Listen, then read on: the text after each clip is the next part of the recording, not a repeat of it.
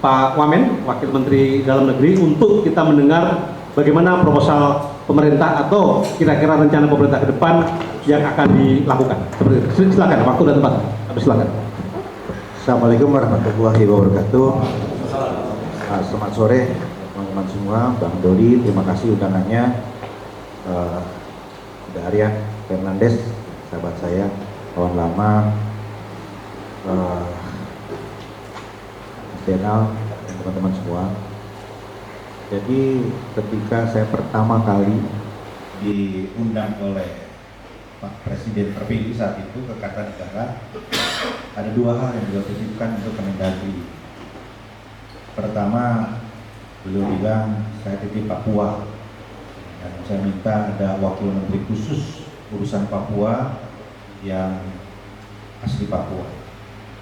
Yang kedua, coba itu tolong undang-undang pemilu dikaji, direvisi, boros, tidak efisien. Kira-kira begitu. Arahan itu kemudian beliau lanjutkan dalam bentuk statement di beberapa momen, acara Partai Golkar, apalagi beberapa momen lah. Ini hal yang berbeda. Seingat saya belum pernah ada presiden yang secara terbuka membuka wacana merubah, memperbaiki, merevisi. Biasanya kan nggak langsung dari mulut presiden, tapi ini langsung. Ya tentu kita bisa punya tafsir macam-macam, tapi bagi kami di Kemendagri, ya, saya melihat ini adalah ruang yang kemudian dibuka kuncinya oleh presiden, sehingga kemudian waktu kita untuk membahas itu lama, nggak mendadak. Kalau nggak dibuka seperti itu, ya forum ini mungkin belum ada misalnya, atau nggak muncul berbagai macam kajian, pemikiran sebagainya. Jadi ini hal yang berbeda, tetapi begini, kalau sebelum-sebelumnya itu mungkin revisi undang-undang pemilu atau kepemiluan atau partai politik, ini tantangannya lebih kepada mencari titik temu antara kepentingan politik sebelum-sebelumnya. Nah hari ini bukan tantangan itu nggak ada, tentu saja ada, pasti ada. Kalau kita kaitkan dengan 2029, bohong gitu kalau nggak ada, pasti ada semuanya. Tetapi hari ini saya membaca ada hal lain yang juga ikut mewarnai kebutuhan untuk melakukan revisi ini. Apakah itu? Yaitu trajektori politik kita menuju 2045. Ya menurut saya ini hal yang sangat-sangat penting untuk melakukan redefinisi kembali gitu ya, atau menyepakati kembali ini track ini masih betul nggak, masih on the track nggak kita nih dengan semua sistem yang kita pegang ini menuju 2045. Ini narasi ini kan hampir nggak pernah ada. Kalau kita bicara 2045 itu ya hilirisasi misalnya kan, bicara swasembada pangan atau apapun lah, hitung-hitungan ekonomi, angka double digit dan sebagainya. Tetapi talent scouting menuju ke sana, sistem politik menuju ke sana, mana yang kompatibel, itu narasi itu hampir nggak mengisi ruang publik. Padahal penting. Karena itu saya membaca ya, bahwa ini hal yang sangat tepat gitu. Kita sekarang membuka ruang itu. Nah, kalau teman-teman membaca buku Paradoks Indonesia dari Presiden Prabowo, itu akan terlihat jalan pikiran beliau, benchmarking beliau kemana, sistem politik beliau seperti apa yang menginspirasi beliau, itu akan terlihat di situ. Ya artinya menuju 2045 ini model seperti apa?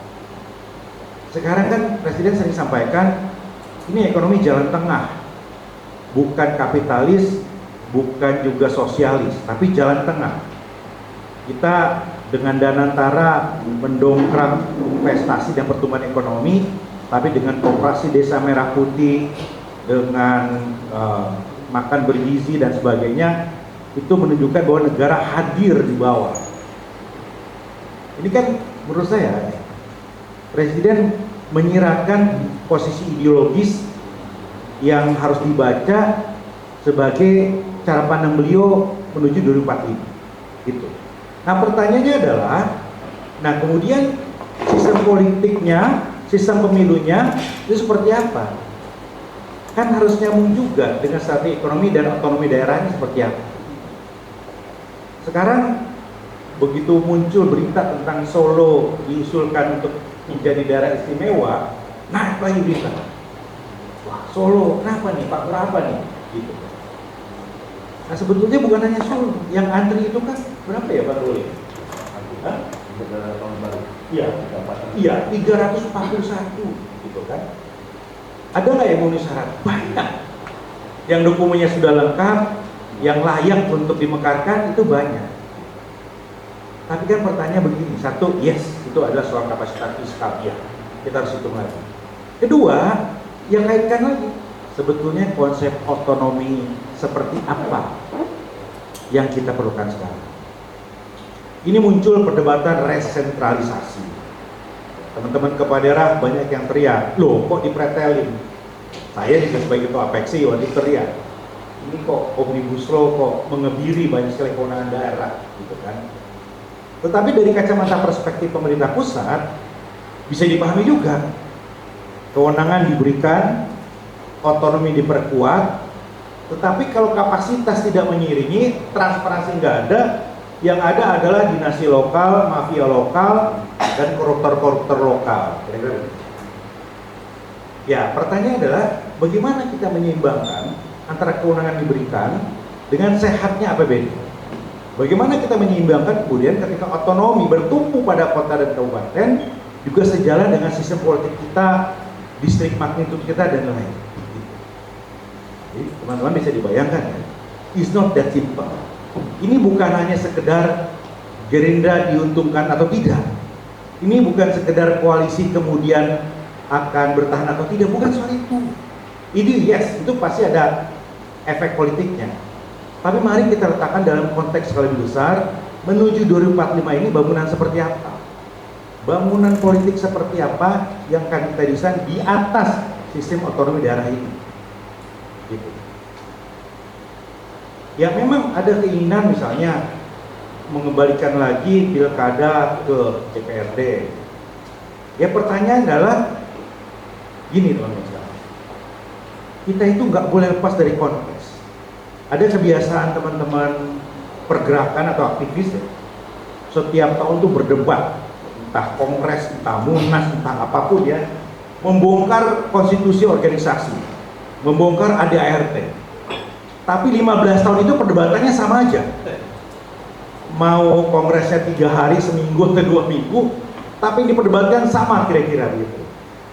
Saya pernah mengalami beberapa hal seperti itu. Dulu saya pernah memimpin organisasi, 15 tahun kemudian saya iseng ikut sama adik-adik di situ. Saya bilang, kalian ini berdebatnya masih aja sama. Coba lihat tuh dokumen kita, not policy kita, udah ada jawabannya. Oh begitu ya? Iya begitu. Sama. Jadi kalau kita sekarang berdebat tentang pemilihan langsung atau tidak langsung, berdebat tentang presidensial threshold, berdebat tentang keserentakan, ya kita buka lagi lah semua. Akan banyak menghemat energi dan meletakkan dalam konteks lebih tepat. Jadi nggak boleh dilepaskan dari konteks kesejarahan dan mari kita buka lagi. Karena banyak pendatang baru sekarang. Banyak yang nggak punya jam terbang di politik, tapi sekarang punya panggung bicara ke sana ke sini misalnya. Bisa. Ya kita harus lihat semua dalam konteks kesejarahan dan semuanya pasti ada perspektif yang kaya dan berbeda yang harus kita pahami. Jadi ini bagus. Presiden membuka wacana itu jauh sebelum kita berlaga bertanding. Nah, namun catatan saya adalah itu. Satu, tantangannya bukan hanya mencari titik temu di antara kepentingan politik, which is normal, ya, wajar. Tetapi kedua, ini harus dilihat dalam konceptual framework yang sangat serius. Otonomi daerah, penguatan sistem presidensil, penguatan sistem representasi ke arah mana. Dan semuanya ada perubahan. Nah, teman-teman sekalian, hari ini Kemendagri masih menyusun draft. Meskipun inisiatif bukan di kami, bukan. Tapi kita harus siapkan. Kita tidak tahu sekarang apa yang akan terjadi di Balik, di Komisi 2, tapi kita siapkan. Dan kita rapihkan perspektif pemerintah. Karena ada Bappenas, ada Menko Polhukam. Gitu. Teman-teman intelijen pasti juga punya perspektif. Dan kita harus mendengar asosiasi wali kota, asosiasi bupati, asosiasi gubernur, adeksi semua. Kita harus dengar. Dan kita berkeliling juga di kampus-kampus. Saya sampaikan kepada teman-teman kampus, ini nggak mungkin kita naif untuk mensterilkan ini dari kepentingan politik. Nggak mungkin. PAN pasti punya kepentingan, pasti itu kan. Gerindra apalagi. Nah, tetapi mari kita warnai itu dengan literatur akademik yang punya bobot. Kira-kira. Saya kira itu, Mas Zainal sebagai pembuka. Terima kasih. Saya mulai dari yang terakhir tadi ya. Kenapa sistem selalu berubah? Itu mendasar sekali tuh. Apa namanya, muhasabahnya itu mendasar sekali. Filosofis sekali. Karena dalam teori-teori pelembagaan politik ya sama. Sistem politik itu semakin lama semakin ajeg. Minimal diuji dulu di 3-4 kali pemilu. Gak boleh berubah terlalu drastis. Itu betul sekali. Patut dicurigai kalau berubah cepat-cepat itu kemungkinannya dua. Satu, ada modus politik, kedua salah mendiagnosa, apalagi kedua-duanya. Yang dikhawatirkan itu begini, bangsa ini punya kecenderungan gebiah uyah, punya kecenderungan menggeneralisir dan salah mendiagnosa. Urusan money politik gitu ya, yang disalahkan yang disalahkan misalnya perilaku kultural pemilih gitu ya. Ya padahal kalau APH-nya tegas gitu, nggak ada cerita juga kan begitu ya. Nah, karena itu diagnosanya apa, treatment seperti apa itu sangat menentukan. Secara umum saya melihat sistem kita itu sudah semakin ajak. Bicara jumlah partai politik ya, 99 itu kan 48. Kemudian sekarang itu sebetulnya sudah mengerucut 9 lah. Gitu kan. Islam nggak mungkin 1, ya 2. Nasionalis nggak mungkin 1, 4 gitu. Ditambah beberapa varian. Jadi sebetulnya jumlah partai politik sudah ajeg. Nah tinggal konfigurasi sistemnya seperti apa. Nah saya ingat ya kemarin diskusi panas sekali, saya nggak usah bilang tempatnya, tapi diskusi panas sekali lah, ramai semua teman-teman akademisi nih, termasuk yang sebelah saya juga ada di situ gitu kan. Di ujung-ujung kita sudah lah, mau debat kemana pun, kalau APH-nya masih main, percuma kita mau ngomong sistem apapun. Itu menurut saya betul. Itu menurut saya betul. Gitu. Netralitas itu penting. Tapi kan pertanyaannya, ruang apa yang harus kita jaga supaya netralitasnya semakin kuat? Nah, salah satunya tadi sudah muncul, yaitu digitalisasi sistem pemilu. Kita harus membuka wacana. Kemarin saya penasaran, saya datangi itu Dirjen Pemdes.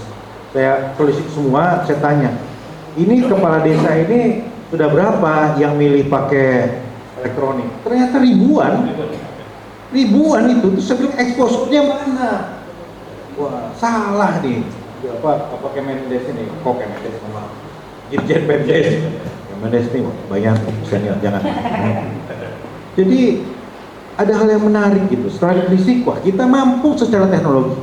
Persoalannya hanya trust saja, ya kan? Itu kalau jadi begini simple, sangat sederhana. Dan yang buat itu BRIN. Jadi vote, kemudian setelah selesai voting. Jadi tinggal pijit tombol, sederhana sekali voting. Kemudian hasilnya di print, dia kantongin, gitu kan. Nah, kemudian berlaku di TPS itu aja. Tapi manakala diperlukan itu bisa terintegrasi. Murah meriah, sebenarnya berapa anggarannya? 0. Nggak ada anggaran. Ya cukuplah teman-teman di situ di desa itulah, aparatur desa itu yang buat. Nah artinya apa? Bro, nggak mungkin masuk di situ mas, nggak mungkin. Gimana kita merekayasa perbedaan exit polls quick count? Nggak ada lagi tuh.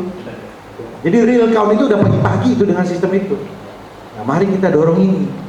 Jadi daripada kita pusing-pusing gitu kan, parcok lah ini itu apa itu ini itu wah, udah digitalisasi kita dorong. Digitalisasi. Ya. Nah tapi ini menarik, saya tanya, ini kandidat-kandidatnya gimana? Awal-awal agak ini dulu, terkejut dulu kan, lama-lama mereka senang karena sudah pasti mereka nggak dicurangi. Begitu tahu, wah ini asik nih, lapangannya rata, mereka mau masuk. Nah sama, mengapa tadi Bang Doli sampaikan, Bang Doli buka, penyelenggara ini ada kemungkinan dikembalikan lagi partai politik, agak disambut meriah juga oleh teman-teman partai. Kenapa? Lapangannya jadi rata. Semua ada di situ. Semua ada di situ. Kalau enggak kan berat sebelah. Siapa menguasai penyelenggara yang mana, itu yang akan punya ruang bermain, gitu. Nah sekarang begitu dikembalikan oleh partai, lapangannya rata. Jadi membuat lapangan rata ini adalah PR kita. Nah kalau ratanya tidak sulit secara konstitusi, karena mudah dibengkokkan, ya digitalisasi, kemudian penyelenggara itu ya, jadi itu catatan saya tadi. Kemudian soal Mas Marbawi tadi soal distrik magnitude, saya setuju ya. Dari dulu, jadi begini, saya tuh pernah datang ya tahun 2008 kali ya, pemilu di Pakistan. Di sana pemilunya malam, bukan siang. Malam. Saya kaget kan, kok malam? Kata orang KPU sananya, di Indonesia siang, iya. Siapa yang datang? Kalian pengangguran semua. Malu juga saya kan. Libur, ya kan. Malu juga saya kan. Di sini siang kerja, kami malam gitu. Datanglah saya, rame. Nggak ada organ tunggal, nggak ada dangdut, ya. Itu semua kandidatnya orasi, keren orasi, karismatik, powerful. Ya saya nggak ngerti sih bahasa Arab gitu kan. Tapi itu sistem distrik. Sistem distrik kita membuat kualitas kandidat itu terupgrade karena bertarung gitu, bertarung head to head semuanya. Nah tapi pertanyaannya adalah sejauh mana partai menengah pendatang baru ini ikhlas ketika distrik magnitude itu mengecil gitu kan. Nah memang harus cari variannya tuh ya. Ini teman-teman siapa Perludem itu punya formula menarik lah, dan campuran lah, mix gitu ya, mix ya. Mari kita pelajari. Jadi memberikan ruang bagi partai-partai menengah untuk bisa tetap eksis ketika distrik itu diperkecil. Gitu kira-kira. Tapi saya sepakat, kualitas representasi itu harus didorong untuk lebih mendekatkan lagi. Kalau nggak terlalu jauh gitu ya. Itu soal distrik itu. Kemudian soal tadi disentuh lagi soal pilkada. Teman-teman kepala daerah ini mix ya. Ada yang setuju untuk kembali ke DPRD katanya. Kenapa? Ya karena lebih terukur katanya kalau ke DPRD kan. Lebih terukur urusannya. Masalah ukurannya berapa relatif. Besaran mungkin sama tapi lebih terukur mungkin gitu ya. Bisa diukur. Ya, lebih terukur gitu. Tetapi ada yang juga bilang begini, wah Pak Wamen, saya itu atau kami itu atau kita itu dipilih langsung aja dibully terus sama dewan, apalagi mereka yang pilih, kira-kira gitu ya. Nah terus ada lagi pertanyaan lebih serius, kembali ke DPRD, nanti dulu kita ini presidensial atau parlementer? Itu tadi kan lokus kewenangan dalam otonomi daerah itu di kota kabupaten dengan bupati wali kota sebagai pemegang mandat tertinggi di situ ya, bukan kemudian parlemen lokal. Itu kira-kira. Sekarang ini kan ya sama. Dengan sistem seperti ini, kepala daerah itu harus punya skill politik yang luar biasa untuk tanda kutip menjinakkan teman-teman dewan. Luar biasa. Nggak mudah gitu. Apalagi susah juga. Ya menantang lah, saya nggak bilang susah. Menantang. Mengelola ya, jangan pakai menyerah. Mengelola ya. Bayangkan ya teman-teman dewan yang 3 periode, 4 periode gitu kan. Wah ngotok ya, perda segala macam ngotok. Ini pendatang baru kepala daerah, latar belakangnya bukan politik, ya habis lah. Masih muda lah ya. Masih muda gitu. Nah karena itu ini ada kaitannya tadi mas ya. Kita ini menuju 2045, kan kita punya target 8% pertumbuhan ekonomi. Menurut ekonom top, katanya 8% itu hanya akan mungkin untuk membawa kita keluar dari jebakan kelas menengah, middle income trap, kalau double digit terus selama 10 tahun. Nah, double digit selama 10 tahun ini dari mana? Iya dari daerah, PAD itu. Nah, sekarang bagaimana mungkin daerah ini bisa ikut menjadi pengungkit pertumbuhan ekonomi kalau kapasitas kepala daerahnya jauh? Kan gitu. Nah, sekarang sirkulasi elit di daerah itu dari mana? Saya kasih contoh ya.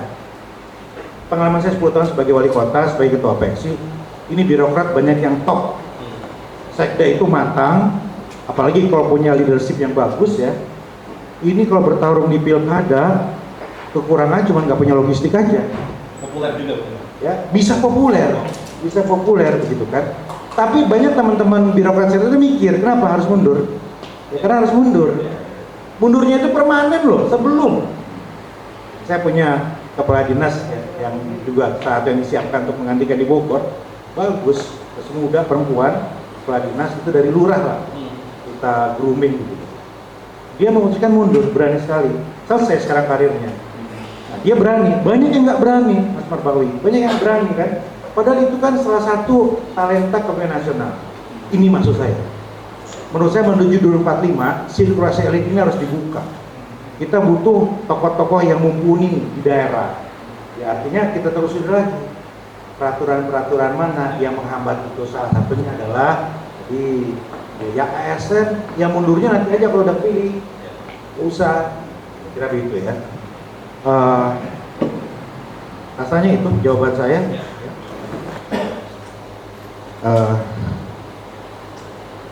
Mungkin sebagian besar dari kita mengikuti diskusi ini sudah lama sekali. Ada yang dari tahun 90-an, 2000-an. Dan kalau kita jujur, selalu perspektif kita nggak jauh beda. Benangnya kusut. Pasti, ujung-ujungnya begitu. Ini benangnya udah kusut, masalah sudah kompleks. Menarik dari mana benang itu pertanyaan. Nah, memang banyak yang melihat bahwa hari ini semua lebih buruk, tetapi ada juga yang melihat bahwa setiap zaman pasti ada tantangannya. Nah, saya termasuk yang dari dulu melihat dan perspektif yang sama tentang politik uang ini. Dulu saya ingat sekali ketika mau maju pilkada, datang ke Bang Akbar di Pasar Minggu, datang ya, Bang izin maju. Dinda ada uang berapa? Itu pertanyaannya gitu kan. Wah, soal uang nggak bisa jawab, Bang. DPT berapa? DPT sekian. Oke, kalikan sekian. Kira-kira begitu. Itu dulu. Ngeri banget menurut saya kan. Saya nggak punya uang sejumlah dari diskusi dengan Bang Akbar tadi, kira-kira begitu.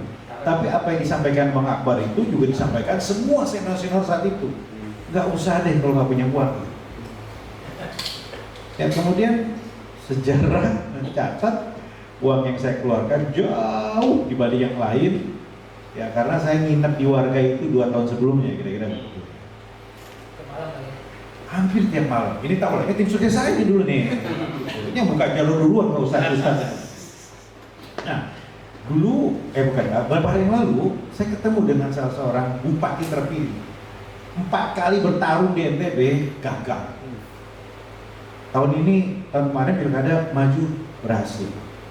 Saya tanya, Pak Bu, habis berapa? 50 juta. Diamini oleh semua. Setiap hari dia turun memaksimalkan kebencian terhadap incumbent, kira-kira begitu. Ya, karena orang nggak happy lagi dengan incumbent. Dia melawan incumbent yang sangat kuat, kira-kira begitu ya. Nah, jadi teman-teman sekalian, menurut saya semuanya sama lah tantangannya gitu, setannya itu sama, masalah itu sama, tinggal kita menarik benangnya dari mana, mendiagnosis seperti apa porsi kita, kira-kira begitu ya. Saya nggak percaya bahwa sekarang semuanya lebih buruk. Dulu pun tahun 2000-an gitu ya, kalau kita diskusi serem juga gitu kan, politik uang begini, ini, itu, wah, melawan kekuatan besar gitu. Sama menurut saya. Masih banyak cerita-cerita inspiratif dan masih banyak, dan tentu di tengah-tengah cerita-cerita mengerikan. Saya ini tim kampanye istri saya kemarin Bang Ruli. Ya. Manajer kampanye istri saya merasakan juga betapa brutalnya di lapangan. Jauh, bayangkan gitu. Satu kampung kita bina udah lama, begitu dia tiba-tiba begitu ada satu keluarga ada 3, beda juga gitu kan. Beda, itu RI beda, untuk kota beda, ini beda. Walaupun kita semua satu rumah, kira-kira gitu ya. Nah, tetapi masih banyak juga hal yang inspiratif dan menarik. Selalu ada anomali-anomali di tengah cerita-cerita yang menjadikan tadi. Nah, karena itu, ya bagi saya sekarang lebih kepada bata yang kita bangun itu kita lanjutkan, kita teruskan, jangan dibongkar total. Saya banyak diskusi dengan teman-teman Indonesianis, Markus Misner, Eda Spinal dan lain. Mereka bilang, you are on the track sebetulnya, jangan terlalu dibongkar, perbaiki aja itu penyelenggara, rapihkan tentang keserentakan, kemudian juga aturan tentang digitalisasi, gitu. Itu hal yang harus kita lakukan. Jadi pola pikir sistem rusak diganti khilafah misalnya, itu dari dulu saya nggak sepakat. Sistem diganti berbeda total nggak sepakat juga. Dari dulu saya juga nggak pernah sepakat sistem keserentakan sebenarnya. Ya, isu-isu kemudian menjadi nggak jelas, konsultan politik mati, gitu kan. Jadi sekarang tiba-tiba muncul lagi pikiran-pikiran menggaji keserentakan tadi. Gitu.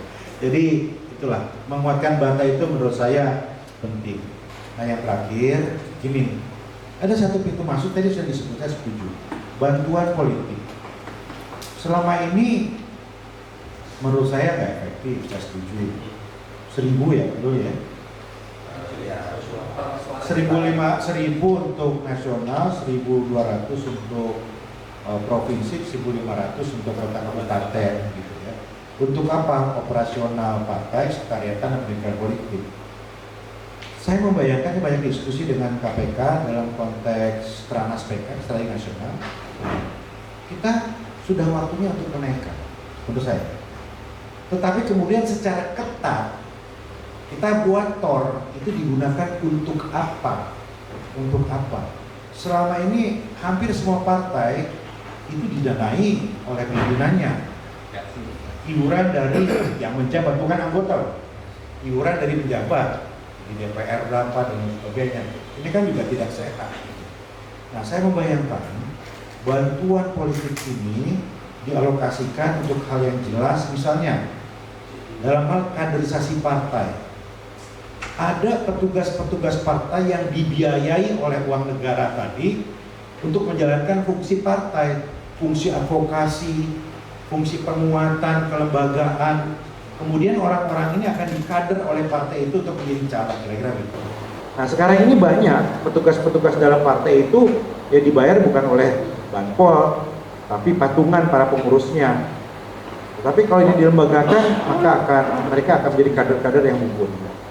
Di partai kami sekarang memulai tradisi baru, misalnya ya belajar di Golkar dan yang lain. Ini Bang Saleh Daulat kok bajunya hijau ya.